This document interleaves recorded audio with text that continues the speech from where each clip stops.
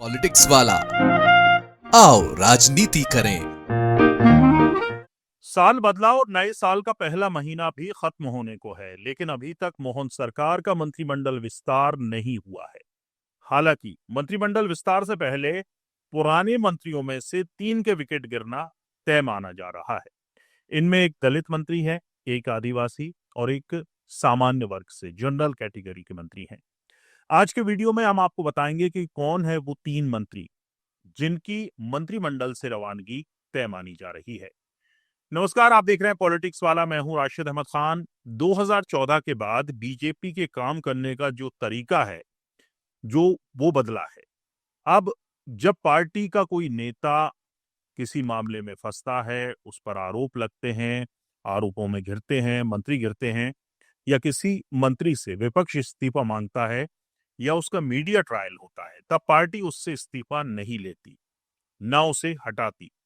हाँ, इतना जरूर है कि तूफान के गुजर जाने के बाद उसे किनारे कर दिया जाता है। मध्य प्रदेश में भी कुछ ऐसा ही होने वाला है। मोहन सरकार में कैबिनेट विस्तार से पहले 3 मंत्रियों की विदाई तय मानी जा रही है। इनमें से 2 मंत्री ऐसे वर्ग से आते हैं जिनके खिलाफ कार्रवाई से भाजपा नेतृत्व बचने से बचता रहा है या डरता है।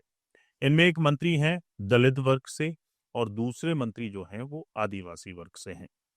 पॉलिटिक्स वाला सूत्रों के मुताबिक दलित वर्ग की जो मंत्री हैं वो नगरीय विकास एवं आवास मंत्री प्रतिमा बागरी हैं, जिनकी मंत्रिमंडल से छुट्टी तय मानी जा रही है। इसकी वजह उनका परिवार। पिछले दिनों प्रतिमा बागरी के भाई और बहनोई को नशीले पदार्थों की तस्करी के मामले में गिरफ्तार किया गया था, जिससे सरकार और संगठन की काफी किरकिरी हुई थी।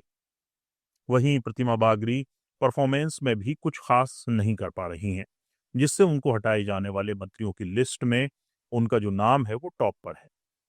दूसरा नाम है आदिवासी मंत्री विजय शाह का। विजय शाह पर उनके बेटों के बयान भारी पड़ते दिख रहे हैं। पॉलिटिक्स वालों को मिली पुख्ता जानकारी के अनुसार सरकार और संगठन अब तक विजय शाह को बचा रहा था, लेकिन सुप्रीम कोर्ट के ताजा टिप्पणी के कारण सरकार फंस गई है।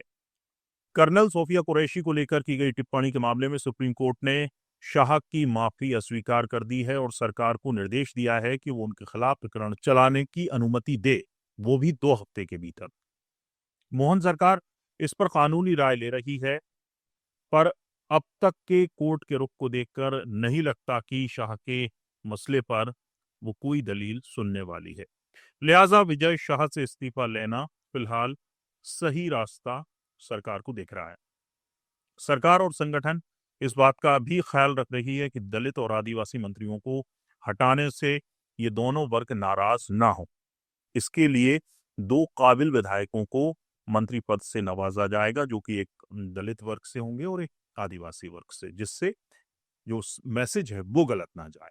वहीं इंदौर के भागीरथपुरा में दूषित पानी से हुई मौतों और बेतों के बयानों के बाद कैलाश विजयवर्गीय भी टारगेट पर हैं। हालांकि पॉलिटिक्स वाला सूत्रों के मुताबिक भागीरथपुरा तो नगरीय प्रशासन विकास मंत्री कैलाश विजयवर्गीय को हटाए जाने का एक बहाना है। प्रदेश में सत्ता के शीर्ष और विजयवर्गीय के बीच पटरी शुरू से नहीं बैठ रही है। विजयवर्गीय इंदौर को अपनी जागीर समझते हैं, वहीं सीएम मोहन के पास इंदौर का प्रभार है। दोनों के बीच मंच पर ही पिछले दिनों तल्खी देखने को मिली थी। कैलाश विजयवर्गीय अक्सर कैबिनेट बैठकों में भी शामिल नहीं होते। ऐसे में ऊपर से भी कैलाश विजयवर्गीय को संकेत मिल चुका है कि दोनों में से अगर किसी एक को चुनने का कहा जाए तो आला कमान सीएम मोहन के साथ जाएंगे।